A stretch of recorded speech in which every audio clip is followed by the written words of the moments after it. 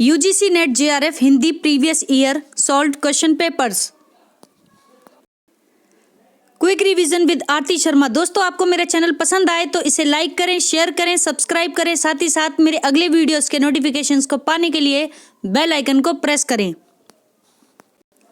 दोस्तों, आज हम डिस्कस करेंगे पेपर 3 हिंदी नवंबर 2017। ध्यान देंगे दोस्तों। प्रश्न 1, सिद्धों में प्रचलित महामुद्रा शब्द का अभिप्राय क्या है? सिद्धों में प्रचलित महामुद्रा शब्द का अभिप्राय क्या है? तो इसका सही उत्तर है ऑप्शन 3, सिद्धि प्राप्त हेतु स्त्री संसर्ग। सिद्धि प्राप्त करने के लिए स्त्री संसर्ग को सिद्धों में प्रचलित महामुद्रा शब्द का अभिप्राय बताया है। ठीक है। अगला प्रश्न है 2, जायसी के श्रृंगार में। जायसी कौन? मलिक मोहम्मद जायसी। इनके श्रृंगार में मानसिक पक्ष प्रधान है, शारीरिक गौण है। ठीक है। जो मानसिक पक्ष है वो ज्यादा प्रधान है और जो शारीरिक पक्ष है वो गौण है। यह कथन किस आलोचक का है? तो इसका सही उत्तर है दोस्तों क्या? ऑप्शन 1, रामचंद्र शुक्ल। रामचंद्र शुक्ल का कथन है कि जायसी के श्रृंगार में मानसिक पक्ष प्रधान है, शारीरिक गौण है। ठीक है। अगला प्रश्न है दोस्तों 3। तीसरा प्रश्न ध्यान से देखें। कथन है यहाँ पर क्या है? इसमें कोई संदेह नहीं कि कबीर को राम नाम रामानंद जी से ही प्राप्त हुआ, पर आगे चलकर कबीर के राम रामानंद के राम से भिन्न हो गए। ठीक है। फिर से सुने। इसमें कोई संदेह नहीं कि कबीर को राम नाम रामानंद जी से ही प्राप्त हुआ, आगे चलकर कबीर के राम रामानंद के राम से भिन्न हो गए। ठीक है। तो इसका सही उत्तर क्या है? यह कथन किसने कहा था? ये प्रश्न ये है जिसका उत्तर क्या है? उत्तर है 2, रामचंद्र शुक्ल। ठीक है। रामचंद्र शुक्ल का कथन है। अगला प्रश्न है 4, विट्ठल नाथ ने वल्लभ संप्रदाय में किसमें? वल्लभ संप्रदाय में किस तरह की पूजा पद्धति का समावेश किया था? तो विट्ठल नाथ ने वल्लभ संप्रदाय में समावेश किया था कैसी पूजा पद्धति का? ऑप्शन 2, युगलोपासना। युगलोपासना की पूजा पद्धति का समावेश किया था। ठीक है। विट्ठल नाथ ने वल्लभ संप्रदाय में। अगला प्रश्न है 5। अगला प्रश्न है 5, ध्यान से देखें।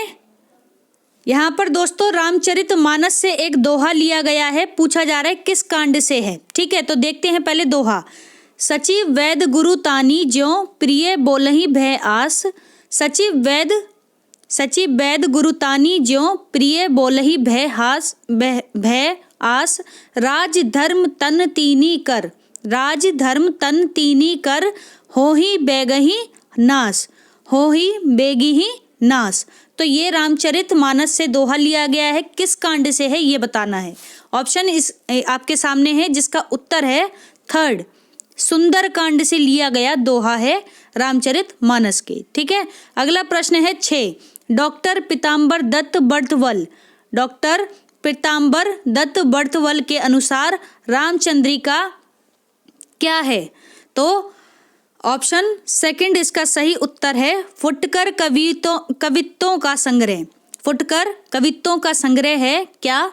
रामचंद्रिका। किसके अनुसार? डॉक्टर पीताम्बर दत्त बर्थवाल के अनुसार। ठीक है। अगला प्रश्न है दोस्तों 7, ध्यान से देखें। रीति मुक्त कविता की प्रमुख प्रवृत्ति क्या रही है? तो रीति मुक्त कविता की प्रमुख प्रवृत्ति क्या रही है ये बताना है। ऑप्शन 1 इसका सही उत्तर है स्वानुभूति और स्वच्छंदता। स्वानुभूति और स्वच्छंदता रीति मुक्त कविता की प्रमुख प्रवृत्ति है। अगला प्रश्न है दोस्तों 8, ध्यान से सुनेंगे। यहाँ पर क्या है? इस सवैया, पहली बात ये सवैया है आपके सामने। इसमें नायिका की सखी का कौन सा भाव व्यक्त हुआ है? तो ध्यान से देखेंगे। सवैया पढ़ते हैं। सीख सिखाई ना मानती है। सीख सिखाई ना मानती है। बर ही बस संग सखिन के आवई। बर ही बस संग सखिन के आवई, खेलत खेल नए जल में, बिना काम वृथा कत जाम बितावई, बिना काम वृथा कत जाम बितावई। छोड़ी कई साथ सहेलिन को, छोड़ी के साथ सहेलिन को, रही के कही कौन सवा दही पावई, रही के कही कौन सवा दही पावई। कौन परी यह बानी, कौन परी यह बानी, अरी नित नीर भरी गगरी ढरकावई।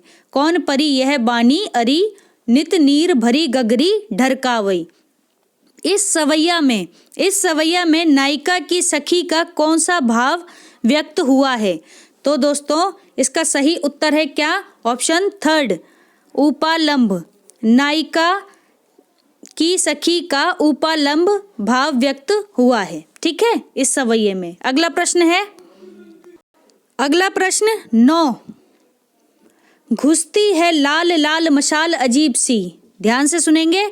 घुसती है लाल लाल मशाल अजीब सी, अंतराल विवर के तम में, अंतराल विवर के तम में, लाल लाल कुहेरा, लाल लाल कुहेरा, कुहेरे में सामने रखता लोक स्नात पुरुष एक, कुहेरे में सामने रखता लोक स्नात पुरुष एक, रहस्य साक्षात, रहस्य साक्षात। उपर्युक्त काव्य पंक्तियां मुक्तिबोध की किस कविता से हैं? उपर्युक्त काव्य पंक्तियां मुक्तिबोध की किस कविता से हैं, ये बताना है। तो ऑप्शन थर्ड इसका सही उत्तर है अंधेरे में, ठीक है। अंधेरे में से इनकी एक लंबी कविता है, उससे ली गई पंक्तियां हैं। घुसती है लाल लाल मशाल अजीब सी, अंतराल विवर के तम में, लाल लाल कुहेरा, कुहेरे में सामने रखता लोक स्नात पुरुष एक, रहस्य साक्षात, रहस्य साक्षात, यानी जो रहस्य है वो आपके सामने साक्षात है, ठीक है। तो ये अंधेरे में कविता की पंक्तियां हैं। अगला प्रश्न है 10।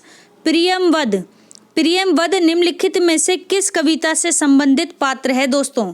तो ऑप्शन इसका सही है सेकंड, असाध्य वीणा। असाध्य वीणा अज्ञे की कविता है जिसका पात्र है प्रियमवद, जो वीणा वादक है, ठीक है।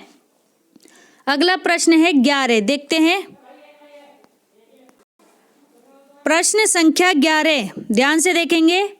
मधुशाला का प्रकाशन वर्ष क्या है? तो दोस्तों ऑप्शन फर्स्ट इसका सही उत्तर है 1935। 1935 में प्रकाशित हुई मधुशाला, जो कि हरिवंश राय बच्चन की कविता है, ठीक है। अगला प्रश्न है 12। भारतेंदु ने जिस प्रकार हिंदी गद्य की भाषा का परिष्कार किया, उसी प्रकार काव्य की भाषा का भी किया, ठीक है। क्या है? भारतेंदु ने जिस प्रकार हिंदी गद्य की भाषा का परिष्कार किया, उसी प्रकार काव्य की ब्रज भाषा का भी परिष्कार किया, ठीक है। इस पंक्ति के लेखक कौन है? तो ऑप्शन सही है इसका क्या? Option first, Ramchandra Shukla. रामचंद्र शुक्ल की पंक्तियां हैं ये, ठीक। अगला प्रश्न है 13। खड़ी बोली का प्रथम महाकाव्य, खड़ी बोली का प्रथम महाकाव्य कौन सा है? तो इसका सही उत्तर क्या होगा दोस्तों? इसका सही उत्तर है प्रिय प्रवास। हरिऔध की रचना है ये, ठीक है, प्रिय प्रवास, जो कि एक खड़ी बोली का पहला महाकाव्य है। प्रश्न संख्या 14। कामाध्यात्म, ध्यान से सुनेंगे। कामाध्यात्म की समस्या निम्नलिखित में से किस रचना में उठाई गई है? तो इसका सही उत्तर है दोस्तों ऑप्शन थर्ड, उर्वशी में। उर्वशी में कामाध्यात्म की समस्या निम्नलिखित में से उठाई गई है। ये यानी कि कामाध्यात्म की समस्या उर्वशी रचना में उठाई गई है, ठीक है। अगला प्रश्न है 15। ध्यान से सुनेंगे, पंक्तियां हैं यहाँ पर, ठीक है, गौर करें जरा फिर से। क्षत्रिय उठो, क्षत्रिय उठो, अब तो कुयश की कालिमा को मेट दो, अब तो कुयश की कालिमा को मेट दो, निज देश को जीवन सहित तन मन तथा धन भेंट दो, निज देश को जीवन सहित तन मन तथा धन भेंट दो। वैश्यों सुनो, वैश्यों सुनो, व्यापार सारा मिट चुका है देश का, वैश्यों सुनो, व्यापार सारा मिट चुका है देश का, सब धन विदेश हर रहे हैं, पार है क्या कलेश का। सब धन विदेशी हर रहे हैं, पार है क्या क्लेश का। उपर्युक्त काव्य पंक्तियों के रचनाकार कौन है? तो इसका सही उत्तर क्या है दोस्तों? Option second, Maithili Sharan Gupt. मैथिली शरण गुप्त की पंक्तियां हैं ये, ठीक है। ध्यान रखें, क्षत्रिय उठो अब तो कुयश की कालिमा को मेट दो, निज देश को जीवन सहित तन मन और धन भेंट दो, ठीक है। मैथिली शरण गुप्त। अगला प्रश्न है दोस्तों 16, ध्यान से देखें। हमें प्रयोगवादी कहना उतना ही सार्थक या निरर्थक है जितना हमें कवितावादी कहना। फिर से सुनेंगे, हमें प्रयोगवादी कहना उतना ही सार्थक या निरर्थक है जितना हमें कवितावादी कहना। उक्त कथन किसका है? उक्त कथन किसका है दोस्तों? ऑप्शन फर्स्ट इसका सही उत्तर है सच्चिदानंद, हीरानंद, वात्स्यायन, अज्ञेय। सच्चिदानंद, हीरानंद, वात्स्यायन, अज्ञेय का कथन है क्या? हमें प्रयोगवादी कहना उतना ही सार्थक है या निरर्थक है जितना हमें कवितावादी कहना, ठीक है। अगला प्रश्न है 17, ध्यान से सुने। नई कहानी के संबंध में उपर्युक्त कथन है तो गौर करेंगे। आधुनिक नारी अब अपनी पूरी गरिमा, देह संपदा और वास्तविक सम्मान के साथ आई है। ध्यान से सुनना, आधुनिक नारी अब अपनी पूरी गरिमा, देह संपदा और वास्तविक सम्मान के साथ आई है। औरतें अब औरतें हैं, वे झूठी सती या वेश्याएं नहीं हैं। औरतें अब औरतें हैं, वे झूठी सती या वेश्याएं नहीं हैं। इसलिए नई कहानी खलनायिकाओं से शून्य है। इसीलिए नई कहानी खलनायिकाओं से शून्य है। नई कहानी के संबंध में उपर्युक्त कथन किसका है? तो ऑप्शन फर्स्ट इसका सही उत्तर है कमलेश्वर। कमलेश्वर का कथन है ये, ठीक है, आधुनिक नारी के संदर्भ में। प्रश्न संख्या 18, सिख अमलदारी को उखाड़ती हुई ब्रिटिश साम्राज्यशाही का चित्रण किस उपन्यास में हुआ है? सिख अमलदारी को उखाड़ती हुई ब्रिटिश साम्राज्यशाही का चित्रण किस उपन्यास में हुआ है? तो दोस्तों इसका सही उत्तर है ऑप्शन सेकंड, मैया दास की माड़ी। मैया दास की माड़ी उपन्यास में सिख अमलदारी को उखाड़ती हुई ब्रिटिश साम्राज्यशाही का चित्रण हुआ है, ठीक है। अगला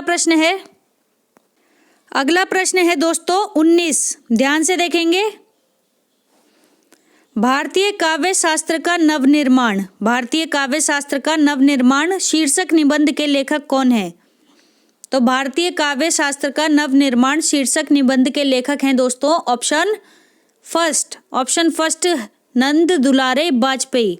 नंद दुलारे वाजपेयी का निबंध है भारतीय काव्य शास्त्र का नवनिर्माण। अगला प्रश्न है 20, साहित्यकार की आस्था तथा अन्य निबंध। साहित्यकार की आस्था तथा अन्य निबंध ग्रंथ के रचनाकार कौन है? तो दोस्तों इसका सही उत्तर है ऑप्शन फोर्थ, महादेवी वर्मा। महादेवी वर्मा का निबंध है दोस्तों, ग्रंथ है साहित्यकार की आस्था तथा अन्य निबंध, ठीक है। अगला प्रश्न है 21, निम्नलिखित में से कौन सी रचना जीवनी नहीं है? तो नेगेटिव वाला प्रश्न है, पूछा जा रहा है जीवनी नहीं है, उस रचना का नाम बताना है। तो इसका सही उत्तर क्या होगा? ऑप्शन थर्ड, मेरी पत्नी और भेड़िया। मेरी पत्नी और भेड़िया ये एक जीवनी नहीं है। बाकी कलम का मजदूर, कलम का सिपाही, प्रेमचंद घर में, ये सभी क्या हैं? जीवनी है, और जबकि मेरी पत्नी और भेड़िया जीवनी नहीं है। अगला प्रश्न है 22, फणीश्वर नाथ रेणु के किस उपन्यास में पूर्वी पाकिस्तान से विस्थापित होकर बिहार के पूर्णिया जिले में आए हिंदू शरणार्थियों की दारुण कथा का चित्रण किया गया है? फिर से सुने, फणीश्वर नाथ रेणु के किस उपन्यास में पूर्वी पाकिस्तान से विस्थापित होकर आए बिहार के पूर्णिया जिले में पाकिस्तान से विस्थापित होकर बिहार के पूर्णिया जिले में आए हिंदू शरणार्थियों की दारुण कथा का चित्रण है, ठीक है। तो वो उपन्यास बताना है। तो ऑप्शन इसका सही है कौन सा? ऑप्शन सेकंड इसका सही उत्तर है जुलूस, ठीक है, जुलूस उपन्यास, ठीक है। आगे देखते हैं। अगला प्रश्न है दोस्तों 23, ध्यान से सुनना। अतएव दो बालुकापूर्ण कगारों के बीच में एक निर्मल, अतएव दो बालुकापूर्ण कगारों के बीच में एक निर्मल स्रोतस्विनी का रहस्य, एक निर्मल स्रोतस्विनी का रहना आवश्यक है। ध्यान से सुनेंगे फिर से। अतएव दो बालुकापूर्ण कगारों के बीच में एक निर्मल स्रोतस्विनी का रहना आवश्यक है। यह संवाद चंद्रगुप्त नाटक के किस पात्र का है? चंद्रगुप्त नाटक है एक, ठीक है, तो उसके किस पात्र का है ये संवाद, ये बताना है। तो इसका सही उत्तर है ऑप्शन सेकंड, चाणक्य। चाणक्य ने कहा है क्या? अतएव दो बालुकापूर्ण कगारों के बीच में एक निर्मल स्रोतस्विनी का रहना आवश्यक है। अगला प्रश्न है 24, अभिव्यक्ति की स्वतंत्रता का प्रश्न सुरेंद्र वर्मा के किस नाटक में आया है? तो इसका सही उत्तर क्या होगा? ऑप्शन सेकंड, 8वां सर्ग। 8वां सर्ग जो है इसमें क्या आया है? अभिव्यक्ति की स्वतंत्रता का प्रश्न सुरेंद्र वर्मा के नाटक में आया है। ये कौन सा नाटक है इनका? 8वां सर्ग। सुरेंद्र वर्मा का नाटक है 8वां सर्ग, इसमें अभिव्यक्ति की स्वतंत्रता का प्रश्न आया है। ठीक है, अगला प्रश्न है 25, रस सूत्र क्या है? विभावानुभाव व्याभिचारी संयोग दृश्य निष्पत्ति। फिर से सुने, विभावानुभाव व्याभिचारी संयोग दृश्य निष्पत्ति किस ग्रंथ में आया है? तो इसका सही उत्तर है दोस्तों ऑप्शन सेकंड, नाट्य शास्त्र में ये रस सूत्र आया है। ठीक है, प्रश्न संख्या 26, ध्यान से सुनेंगे। जहां बिना कारण के ही कार्य की संभावना व्यक्त की गई हो, वहां कौन सा अलंकार होता है? तो इसका सही उत्तर है क्या? ऑप्शन कौन सा? फर्स्ट, ऑप्शन फर्स्ट इसका सही उत्तर है विभावना। वहां विभावना अलंकार होता है। अगला प्रश्न है 27, निम्नलिखित में से कौन सा रस का अवयव नहीं है? तो नेगेटिव वाला प्रश्न है, रस का अवयव नहीं है, ये बताना है। तो इसका सही उत्तर क्या है दोस्तों? ऑप्शन फर्स्ट, भाव जो है रस का अवयव नहीं है। ठीक है, ध्यान रखना। अगला प्रश्न है 28, निम्नलिखित में से कौन सा काव्य गुण नहीं है? तो नेगेटिव वाला प्रश्न है, ये भी काव्य का गुण नहीं है, ये बताना है। तो ऑप्शन इसका सही है थर्ड, शक्ति जो है वो काव्य का गुण नहीं है। ठीक है, बाकी श्लेष, माधुर्य और समाधि ये सब क्या हैं? काव्य के गुण हैं। ठीक है, अगला प्रश्न है 29, काव्य की पूर्ण अनुभूति के लिए कल्पना का व्यापार कवि और श्रोता दोनों के लिए अनिवार्य है। फिर से सुनना, काव्य की पूर्ण अनुभूति के लिए कल्पना का व्यापार कवि और श्रोता दोनों के लिए अनिवार्य है। उक्त कथन किस आचार्य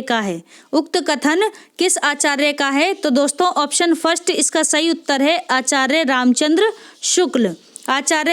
शुक्ल का कथन है कि काव्य की पूर्ण अनुभूति के लिए कल्पना का व्यापार कवि और श्रोता दोनों के लिए अनिवार्य है।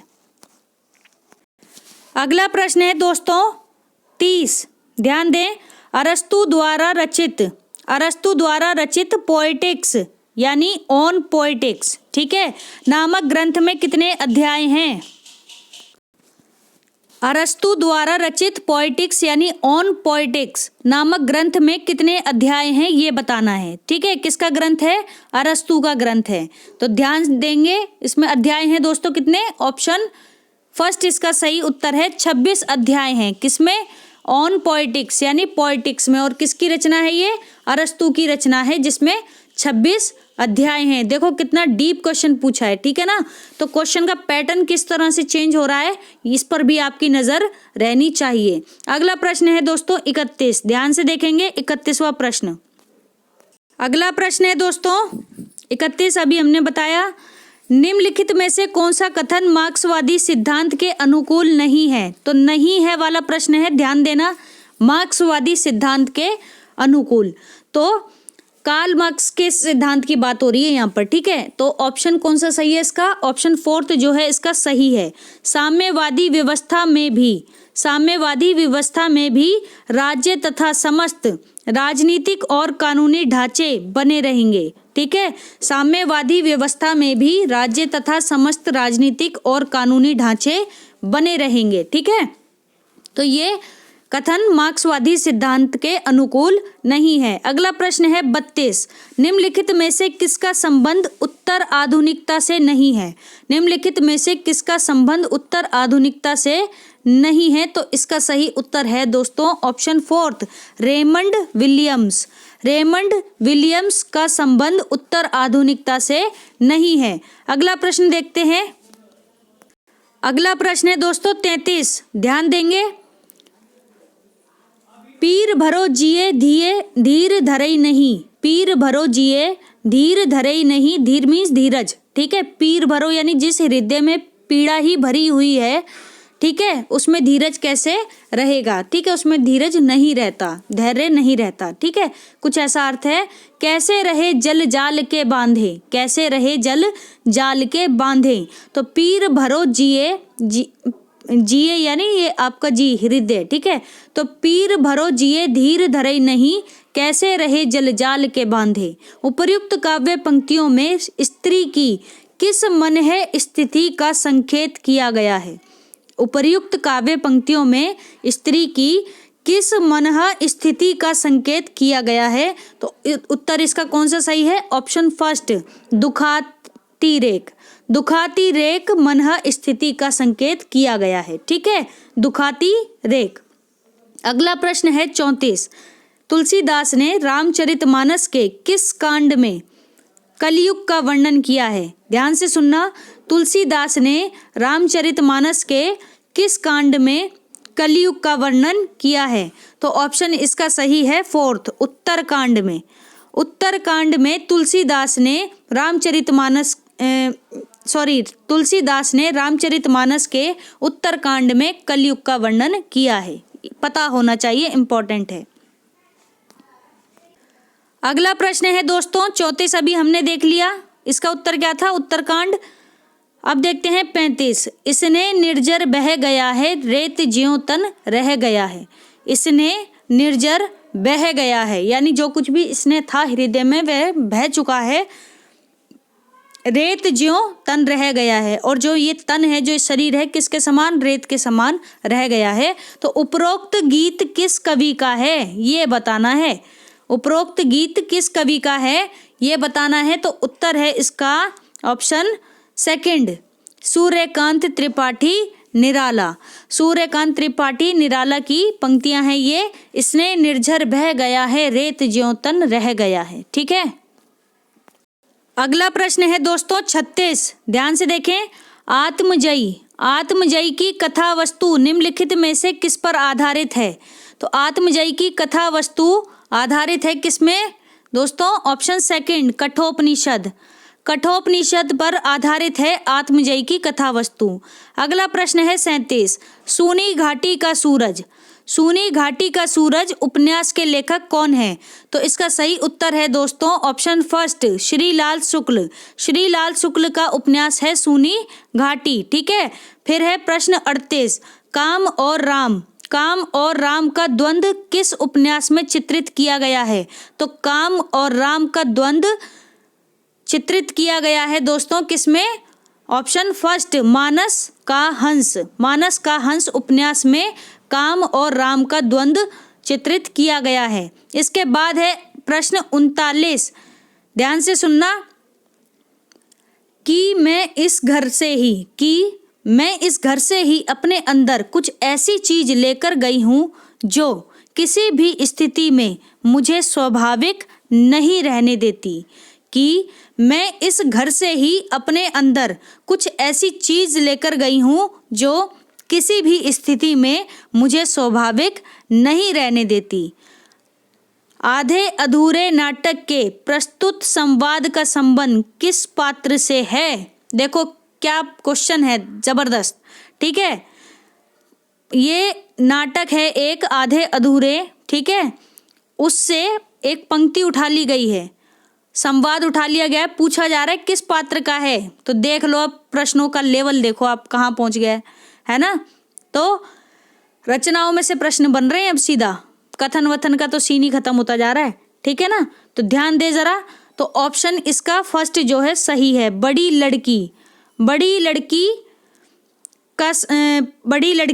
ने कहा है ये, ठीक है। आधे अधूरे नाटक का जो प्रस्तुत संवाद है उससे बड़ी लड़की का संबंध है, बड़ी लड़की पात्र है इस नाटक की, ठीक है। अगला प्रश्न है दोस्तों 40, कारवां। कारवां किसका एकांकी संग्रह है? तो कारवां एकांकी संग्रह है दोस्तों किसका, बताएंगे। ऑप्शन फोर्थ, भुवनेश्वर प्रसाद का, ठीक है। भुवनेश्वर प्रसाद का एकांकी संग्रह है कारवां। अगला प्रश्न है 41, गौर करेंगे। प्रश्नों को थोड़ा बड़ा कर दिया है मैंने, ठीक है, तो थोड़ा ध्यान से करेंगे, अच्छे से करेंगे। प्रश्न 41, रचना काल के अनुसार निम्नलिखित रचनाओं का सही अनुक्रम बताना है, ठीक है। तो यहाँ कुछ रचनाएं दी गई हैं दोस्तों, उनका सही अनुक्रम देखते हैं। ऑप्शन थर्ड जो है इसका सही उत्तर है।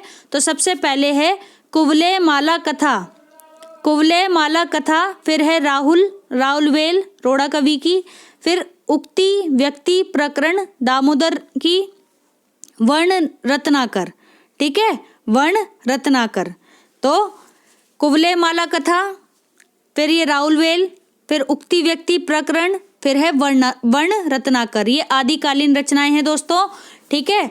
तो ये क्या है, रचना काल के अनुसार सही अनुक्रम में हैं। अगला प्रश्न देखते हैं। अगला प्रश्न है दोस्तों 42, रचना काल की दृष्टि से निम्नलिखित काव्य कृतियों का सही अनुक्रम क्या है ये बताना है। तो रचना काल की दृष्टि से निम्नलिखित काव्य कृतियों का सही अनुक्रम है दोस्तों ऑप्शन थर्ड। ध्यान देंगे कौन कौन सी काव्य कृतियां हैं। पुहु पावती, सबसे पहले पुहु पावती, फिर हंस जवाहिर, फिर अनुराग बांसुरी जो कि नूर मोहम्मद की है, फिर है यूसुफ जुलेखा, ठीक है। पुहु पावती, हंस जवाहिर, अनुराग बांसुरी, यूसुफ जुलेखा, ये रचना काल की दृष्टि से काव्य कृतियां हैं जो कि सही अनुक्रम में हैं। अगला प्रश्न है दोस्तों 43, रचना काल की दृष्टि से निम्नलिखित कृतियों का सही अनुक्रम क्या है। तो रचना काल की दृष्टि से बताना है तो ध्यान देंगे ऑप्शन फर्स्ट इसका सही उत्तर है। सबसे पहले दोस्तों कीर्तिलता, फिर भक्तमाल, फिर चिताई वार्ता और अंत में चित्रावली। सबसे पहले कीर्तिलता, फिर भक्तमाल नाभादास की, कीर्तिलता विद्यापति की, चिताई वार्ता, ठीक है, फिर चित्रावली, ठीक है। तो ये रचना काल की दृष्टि से निम्नलिखित कृतियां हैं जो कि सही अनुक्रम में हैं। तो सबसे पहले कीर्तिलता, ठीक है, फिर भक्तमाल, फिर चिताई वार्ता, चित्रावली, ठीक। अगला प्रश्न है दोस्तों 46, ध्यान दें। प्रकाशन वर्ष के अनुसार अज्ञे की निम्नलिखित रचनाओं का सही अनुक्रम क्या है। तो इसका सही उत्तर क्या है, ऑप्शन थर्ड इसका सही उत्तर है इत्यल्म, ठीक है। इत्यल्म, हरी घास पर क्षण भर, आंगन के पार द्वार, कितनी नावों में कितनी बार, आंगन के पार द्वार, कितनी नावों में कितनी बार, ठीक है। ये प्रकाशन वर्ष के अनुसार अज्ञे की कुछ रचनाएं हैं जो कि सही अनुक्रम में हैं। अगला प्रश्न है दोस्तों 45, प्रकाशन वर्ष के अनुसार निम्नलिखित रचनाओं का सही अनुक्रम क्या है ये बताना है। तो दोस्तों देखते हैं प्रकाशन वर्ष के अनुसार निम्नलिखित रचनाओं का सही अनुक्रम, ठीक है, क्या है। ऑप्शन फोर्थ इसका सही उत्तर है। सबसे पहले प्रेम माधुरी, फिर श्रांत पथिक, प्रिय प्रवास, फिर मिलन। सबसे पहले प्रेम माधुरी, फिर श्रांत पथिक, फिर प्रिय प्रवास और फिर मिलन। ये प्रकाशन वर्ष के अनुसार कुछ रचनाएं हैं जो कि सही अनुक्रम में हैं। अगला प्रश्न है दोस्तों 46, ध्यान दें। प्रकाशन वर्ष के अनुसार महादेवी वर्मा की निम्नलिखित रचनाओं का सही अनुक्रम क्या है। तो प्रकाशन वर्ष के अनुसार महादेवी वर्मा की रचनाओं का सही अनुक्रम है दोस्तों ऑप्शन फोर्थ, निहार, रश्मि, नीरजा, दीपशिखा। निहार, रश्मि, नीरजा, दीपशिखा, ये प्रकाशन वर्ष के अनुसार महादेवी वर्मा की रचनाएं हैं जो कि सही अनुक्रम में हैं। अगला प्रश्न है 47, जन्म काल जन्म काल के अनुसार निम्नलिखित रचनाकारों का सही अनुक्रम क्या है? जन्म काल के अनुसार निम्नलिखित रचनाकारों का सही अनुक्रम क्या है? तो इसका सही उत्तर है दोस्तों ऑप्शन फर्स्ट। ऑप्शन फर्स्ट इसका सही उत्तर है शमशेर बहादुर सिंह। शमशेर बहादुर सिंह, भवानी प्रसाद मिश्र, गजानन माधव मुक्तिबोध, भारत भूषण अग्रवाल। शमशेर बहादुर सिंह, भवानी प्रसाद मिश्र, गजानन माधव मुक्तिबोध, भारत भूषण अग्रवाल, ये सभी क्या हैं? जन्म काल के अनुसार रचनाकार हैं जो कि सही अनुक्रम में हैं। ठीक है, अगला प्रश्न है दोस्तों 48।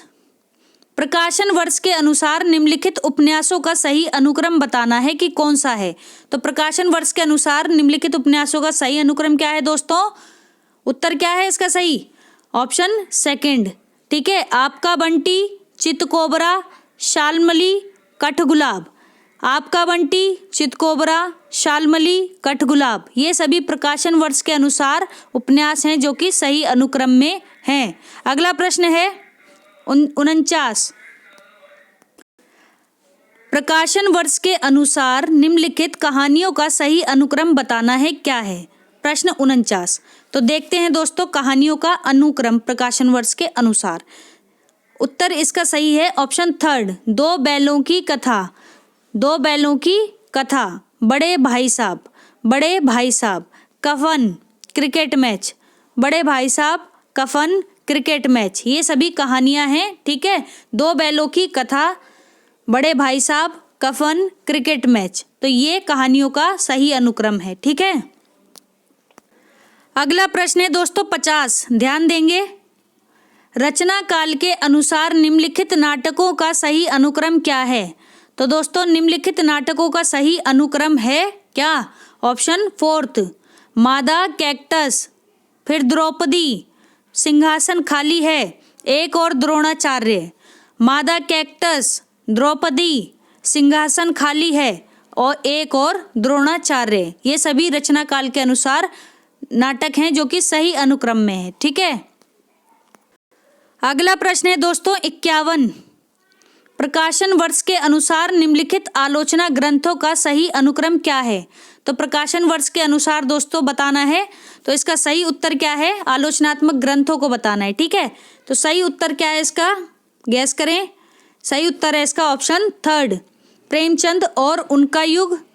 प्रेमचंद और उनका युग, कामायनी एक पुनर्विचार, साहित्य और इतिहास दृष्टि, वाद विवाद संवाद। प्रेमचंद और उनका युग, कामायनी एक पुनर्विचार, साहित्य और इतिहास दृष्टि, वाद विवाद संवाद, ये सभी प्रकाशन वर्ष के अनुसार निम्नलिखित आलोचना ग्रंथ हैं जो कि सही अनुक्रम में हैं। अगला प्रश्न है दोस्तों 52। प्रकाशन वर्ष के अनुसार निम्नलिखित आत्मकथाओं का सही अनुक्रम क्या है? तो ये बताना है। ठीक है, प्रकाशन वर्ष के अनुसार आत्मकथाओं का, तो देखो कैसे कैसे प्रश्न में पहले आलोचनात्मक ग्रंथ पूछे, अब आत्मकथाएं। ठीक है, तो ये चीजें ध्यान रखो कि प्रश्न बन कैसे रहे हैं। तो ऑप्शन इसका सही है थर्ड।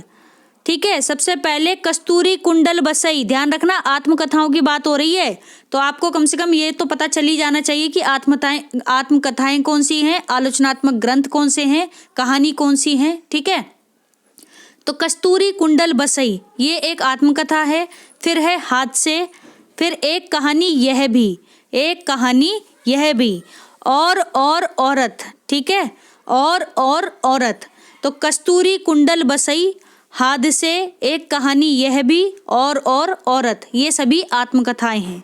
अगला प्रश्न देखते हैं 53। प्रकाशन वर्ष के अनुसार निम्नलिखित नाटकों का सही अनुक्रम बताना है कि कौन सा है? तो देखते हैं प्रकाशन वर्ष के अनुसार निम्नलिखित नाटकों का सही अनुक्रम। इसका सही उत्तर है दोस्तों ऑप्शन थर्ड, भारत जननी। सबसे पहले भारत जननी, फिर स्कंदगुप्त, फिर अंधा युग, फिर आधे अधूरे। सबसे पहले भारत जननी, स्कंदगुप्त, अंधा युग, आधे अधूरे, ये सभी प्रकाशन वर्ष के अनुसार नाटक हैं जो कि सही अनुक्रम में हैं। अगला प्रश्न है दोस्तों 54 निम्नलिखित काव्य शास्त्रीय ग्रंथों का काल क्रमानुसार सही अनुक्रम क्या है? निम्नलिखित काव्य शास्त्रीय ग्रंथों का काल क्रमानुसार सही अनुक्रम क्या है? तो इसका सही उत्तर है दोस्तों ऑप्शन 4। ठीक है, देखते हैं। ध्वन्यालोक, सबसे पहले ध्वन्यालोक। अब ये कौन से ग्रंथ हैं सारे? ये सभी काव्य शास्त्रीय ग्रंथ हैं। ठीक है, तो सबसे पहले ध्वन्यालोक, फिर वक्रोक्ति जीवितम, फिर कवि कंठाभरण, फिर साहित्य दर्पण। ध्वन्यालोक, वक्रोक्ति जीवितम, कवि कंठाभरण, फिर साहित्य दर्पण। ठीक है, इनका काल क्रमानुसार सही अनुक्रम है। किसका? काव्य शास्त्रीय ग्रंथों का। ठीक है, अगला प्रश्न है 55 निम्नलिखित मार्क्सवादी चिंतकों, देखो ये क्वेश्चन बार बार रिपीट हो रहा है। मार्क्सवादी चिंतकों का काल क्रमानुसार सही अनुक्रम बताना है। तो देखते हैं कौन सा इसका आंसर सही है। इसका उत्तर सही है दोस्तों ऑप्शन फर्स्ट। ठीक है, कार्ल मार्क्स, सबसे पहले कार्ल मार्क्स आए, और ये कार्ल मार्क्स के नाम पर ही मार्क्सवादी विचारधारा है। ठीक है, तो मार्क्सवाद कार्ल मार्क्स की ही विचारधारा थी। कार्ल मार्क्स, फिर फ्रेडरिक एंगल्स, फिर व्लादिमीर इलिच लेनिन, फिर माओ त्से तुंग। ठीक है, Karl Marx, Friedrich Engels, Vladimir Ilyich Lenin, Mao Tse Tung. ठीक, ध्यान रखें मार्क्सवादी चिंतकों का काल क्रमानुसार सही अनुक्रम है। सबसे पहले कार्ल मार्क्स आएंगे, ये बात तो आपको पता ही होनी चाहिए। ठीक है, निर्देश है, ध्यान से देखेंगे दोस्तों। प्रश्न संख्या 56 से 65 तक के प्रश्नों में 2 कथन दिए गए हैं, जिसमें एक स्थापना है और दूसरा तर्क है। कोड में दिए गए विकल्पों में से सही विकल्प का चयन करना है। तो देखते हैं प्रश्न संख्या 56। स्थापना, काव्य हृदय का परम उत्थान है और विज्ञान मस्तिष्क का चरम उत्कर्ष है। फिर से सुने, काव्य का हृदय का परम उत्थान है और विज्ञान मस्तिष्क का चरम उत्कर्ष है। तर्क क्या है दोस्तों? क्योंकि विज्ञान हृदय को शांति तो नहीं दे पाता, लेकिन काव्य का उत्कर्ष जीवन की सभी बढ़ती हुई आवश्यकताओं की पूर्ति करता है। क्योंकि विज्ञान हृदय को शांति तो नहीं दे पाता, लेकिन काव्य का उत्कर्ष जीवन की सभी बढ़ती हुई आवश्यकताओं की पूर्ति करता है। तो इसका सही उत्तर क्या है? ऑप्शन 4, यानी ए सही और आर गलत। जो हमारी स्थापना है वो सही है दोस्तों, और जो हमारा तर्क है वो गलत है। ठीक है, अगला प्रश्न देखते हैं। अगला प्रश्न है 57। स्थापना है दोस्तों, लोक आख्यान की निर्मिति सामूहिक अचेतन की प्रक्रिया है। लोक आख्यान की निर्मिति सामूहिक अचेतन की प्रक्रिया है, ये स्थापना है। और तर्क है दोस्तों, क्योंकि लोक में इसके निर्माण की प्रक्रिया अनवरत चलती रहती है। क्योंकि लोक में इसके निर्माण की प्रक्रिया अनवरत चलती रहती है। इसका सही उत्तर है दोस्तों क्या? ऑप्शन सेकंड, ए सही और आर सही, यानी स्थापना भी सही और तर्क भी सही। ठीक है, अगला प्रश्न है 58, गौर करेंगे। स्थापना है, जयशंकर प्रसाद के नाटकों में रस और द्वंद्व का समन्वय है। जयशंकर प्रसाद के नाटकों में रस और द्वंद्व का समन्वय है। तर्क है दोस्तों, क्योंकि उनके नाटकों की संरचना पश्चिमी और आत्मा भारतीय है। जो नाटकों की संरचना है वो तो पश्चिमी है, और जो नाटकों की आत्मा है दोस्तों वो भारतीय है। ठीक है, तो इसका सही उत्तर क्या होगा? इसका सही उत्तर है ऑप्शन सेकंड। ठीक है, ए सही और आर सही, यानी स्थापना भी सही और तर्क भी सही। ठीक है, अगला प्रश्न है दोस्तों 59। स्थापना, ध्यान देंगे, गौर करें जरा। कलाकार साहित्य को सुंदर बनाकर शिवत्व की उपलब्धि करता है। कलाकार सत्य को सुंदर बनाकर, मैंने गलत बोल दिया, कलाकार सत्य को सुंदर बनाकर शिवत्व को उपलब्धि करता है।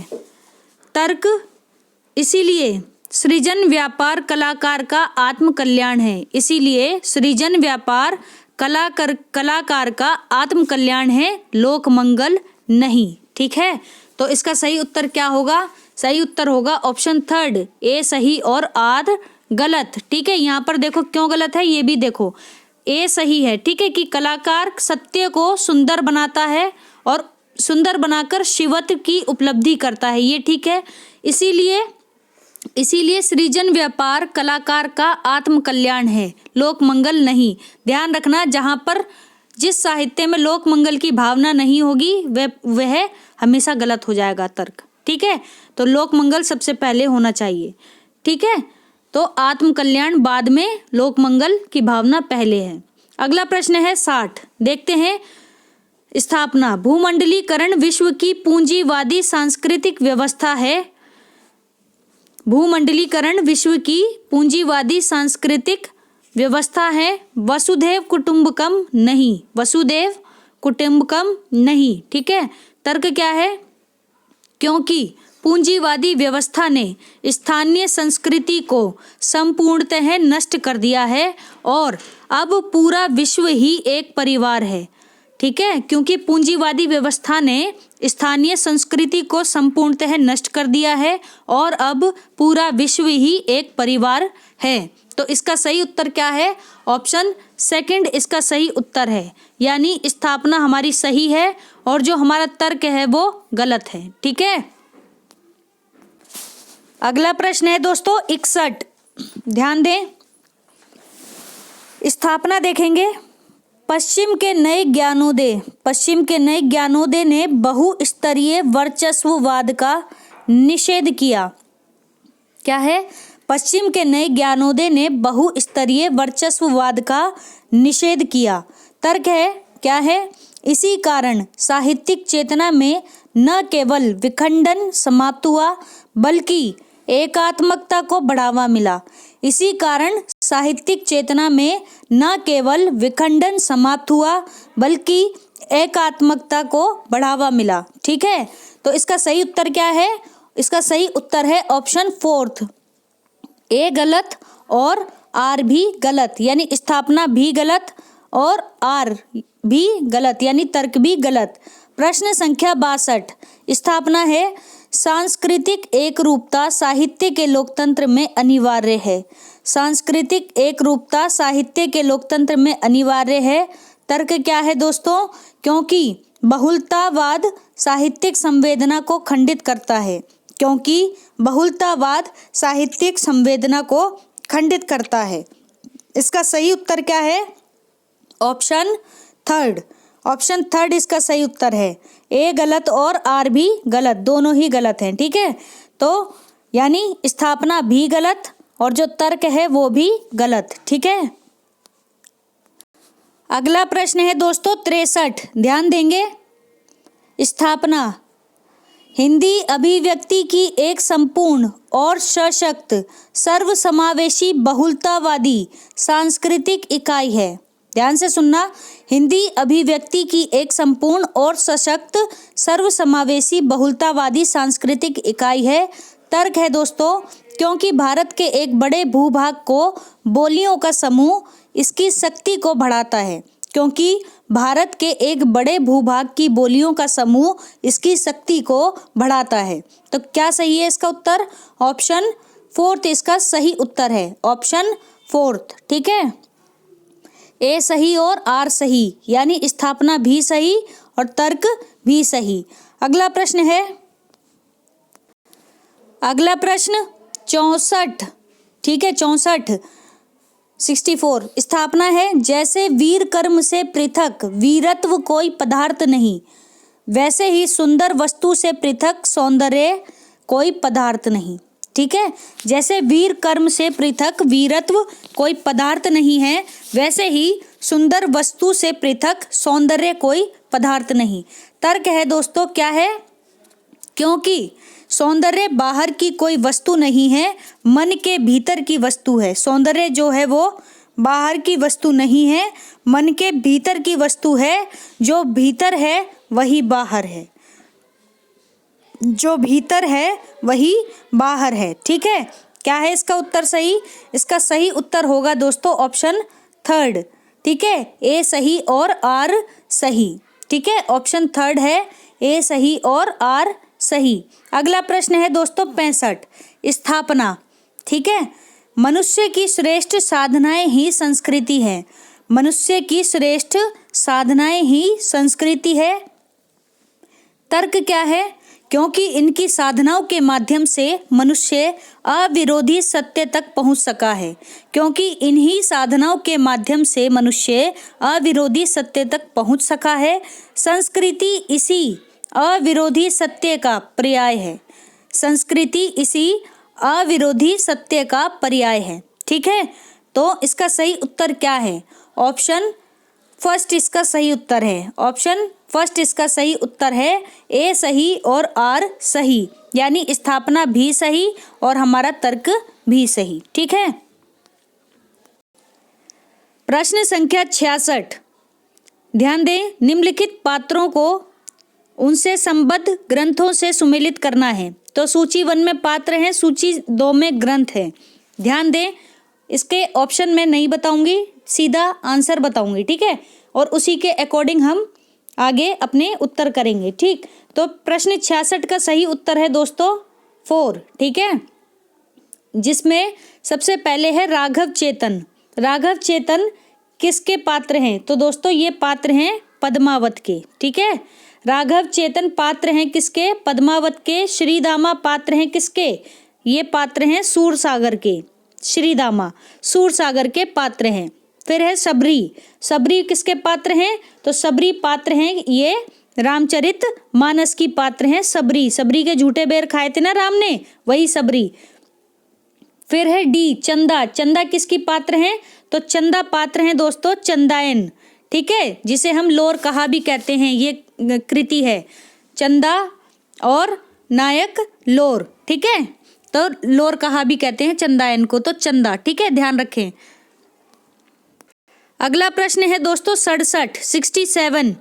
निम्नलिखित रचनाओं को उनके रचनाकारों के साथ मिलाना है। तो सूची 1 में रचनाएं हैं, सूची 2 में रचनाकार हैं। चलिए देखते हैं, इसका सही उत्तर 1 है। ऑप्शन जब आप देखेंगे प्रश्न पत्र में तो उसका ऑप्शन फर्स्ट सही है, जिसके अकॉर्डिंग ऑप्शन ए वैराग्य संदीपनी। वैराग्य संदीपनी किसकी रचना है दोस्तों? ये रचना है तुलसीदास की। ठीक है, तुलसीदास की रचना है वैराग्य संदीपनी। फिर है विरह मंजरी। विरह मंजरी किसकी रचना है? ये रचना है दोस्तों नंददास की। किसकी? नंददास की रचना है विरह मंजरी। फिर है दोस्तों इंद्रावती। इंद्रावती किसकी रचना है? इंद्रावती रचना है नूर मोहम्मद की। ठीक है, नूर मोहम्मद की रचना है इंद्रावती। ठीक है, फिर है वीर सिंह देवचरित। वीर सिंह देवचरित किसकी रचना है? तो ये रचना है दोस्तों किसकी? ऑप्शन क्या होगा इसका सही? ऑप्शन 5 केशव दास। केशव दास की रचना है वीर सिंह देवचरित। ठीक है, तो इस प्रकार रचना और रचनाकार आपके सामने हैं। अगला प्रश्न है दोस्तों 68। निम्नलिखित ग्रंथों को उनके रचनाकारों के साथ मिलान करना है। तो सूची 1 में ग्रंथ हैं और सूची 2 में रचनाकार हैं। तो चलिए देखते हैं इसका सही उत्तर क्या है। सही उत्तर है ऑप्शन फर्स्ट। ठीक है, ऑप्शन फर्स्ट जो है इसका सही उत्तर है, जिसके अकॉर्डिंग हम मिलान करेंगे। तो देखते हैं ऑप्शन ए मधुमालती। मधुमालती किसकी रचना है? तो मधुमालती दोस्तों रचना है किसकी? ऑप्शन फर्स्ट मंझन की। ठीक है, मंझन की रचना है मधुमालती। अगला प्रश्न है अगला ऑप्शन है बी रास पंचाध्यायी। ये किसकी रचना है? तो रास पंचाध्यायी रचना है दोस्तों किसकी? नंददास की। ठीक है, रास पंचाध्यायी। फिर है दोस्तों सी भक्ति प्रताप। ये किसकी रचना है? तो भक्ति प्रताप रचना है किसकी? चतुर्भुज दास की। किसकी? चतुर्भुज दास की रचना है भक्ति प्रताप। फिर है प्रेम वाटिका। प्रेम वाटिका किसकी रचना है? तो ये रचना है दोस्तों किसकी? जल्दी बताएं। रसखान। रसखान की रचना है प्रेम वाटिका। ठीक है, अगला प्रश्न है दोस्तों 69। निम्नलिखित रचनाओं को उनके रचनाकारों के साथ मिलाना है। सूची 1 में रचनाएं हैं और सूची 2 में रचनाकार हैं। ऑप्शन इसका सही होगा दोस्तों 4th। ठीक है, 4th जो है इसका सही आंसर है, जिसके अकॉर्डिंग देखते हैं क्या है। तो ऑप्शन ए मिलन यामिनी। मिलन यामिनी के रचनाकार कौन है? तो इसके रचनाकार हैं दोस्तों ऑप्शन 5th हरिवंश राय बच्चन, हरिवंश राय बच्चन की रचना है मिलन यामिनी। फिर है बी दिल्ली, दिल्ली के रचनाकार कौन है? तो दिल्ली के रचनाकार हैं ऑप्शन 6। ठीक है, 1 मिनट देखते हैं। तो दोस्तों इसका सही उत्तर होगा क्या? अभी हमने देखा दिल्ली का, क्या होगा जल्दी बताइए। तो इसका सही उत्तर है ऑप्शन 4 रामधारी सिंह दिनकर। ठीक है, मिलन यामिनी किसकी थी? हरिवंश राय बच्चन की। ठीक है, दिल्ली किसकी है? रामधारी सिंह दिनकर की। फिर है दोस्तों सागर मुद्रा, सागर मुद्रा किसकी है? ये है ये सच्चिदानंद हीरानंद वात्स्यायन अज्ञे की। ठीक है, सागर मुद्रा ध्यान रखना। फिर है दोस्तों इतने पास अपने, इतने पास अपने, ये किसकी रचना है? तो दोस्तों ये रचना है किसकी? शमशेर बहादुर सिंह की रचना है इतने पास अपने। ठीक है, अगला प्रश्न है दोस्तों 70। निम्नलिखित पात्रों को उनके उपन्यासों के साथ मिलाना है। सूची 1 में पात्र हैं, सूची 2 में उपन्यास हैं। तो गौर करेंगे, इसका सही उत्तर है दोस्तों ऑप्शन 1। ठीक है, ऑप्शन 1 इसका सही उत्तर है। मिलान करते हैं। लाला मदन मोहन, लाला मदन मोहन किसके पात्र हैं? तो इसका सही उत्तर है परीक्षा गुरु उपन्यास के पात्र हैं लाला मदन मोहन। फिर है नाहर सिंह, नाहर सिंह ये किसके पात्र हैं? तो नाहर सिंह पात्र हैं दोस्तों किसके? नूतन ब्रह्मचारी के। ठीक है, ठीक है, नूतन ब्रह्मचारी के पात्र हैं नाहर सिंह। फिर है ऑप्शन सी लाला भगवान दास, लाला भगवान दास ये किसके पात्र हैं? तो दोस्तों ये पात्र हैं किसके? जल्दी बताइए। तो ये पात्र हैं दोस्तों ऑप्शन 2 वामा शिक्षक के। कौन? लाला भगवान दास। फिर है दोस्तों वासुदेव शास्त्री, वासुदेव शास्त्री किसके पात्र हैं? तो वासुदेव शास्त्री पात्र हैं दोस्तों किसके? ऑप्शन 1 भाग्यवती के। ठीक है, वासुदेव शास्त्री किसके पात्र हैं? भाग्यवती के। ठीक है, ध्यान रखना ये सारे आपके सामने हैं पात्र और उपन्यास। ठीक, प्रश्न संख्या 71। निम्नलिखित नाटककारों को नाटकों के साथ मिलाना है। तो सूची 1 में नाटककार हैं, सूची 2 में नाटक हैं। गौर करेंगे, इसका सही उत्तर है ऑप्शन 3। ठीक है, ऑप्शन 3 इसका सही उत्तर है। तो चलिए देखते हैं। ऑप्शन ए विष्णु प्रभाकर, विष्णु प्रभाकर का नाटक कौन सा है दोस्तों? इनका नाटक है ऑप्शन 3 युगे युगे क्रांति, युगे युगे क्रांति विष्णु प्रभाकर का नाटक है। फिर है दोस्तों जगदीश चंद्र माथुर, जगदीश चंद्र माथुर का नाटक कौन सा है? तो इनका नाटक है दोस्तों कौन सा? ऑप्शन 4 दशरथ नंदन, दशरथ नंदन जगदीश चंद्र माथुर का नाटक है। ठीक है, फिर है लक्ष्मी नारायण लाल, ऑप्शन सी लक्ष्मी नारायण लाल इनका नाटक कौन सा है? सूर्यमुख। ठीक है, सूर्यमुख इनका नाटक है। फिर है अंत में भीष्म साहनी, भीष्म साहनी इनका नाटक कौन सा है? तो भीष्म साहनी का नाटक है रंग दे बसंती। ठीक है, रंग दे बसंती। तो ये कुछ नाटक और नाटककार हैं आपके सामने। प्रश्न संख्या 72।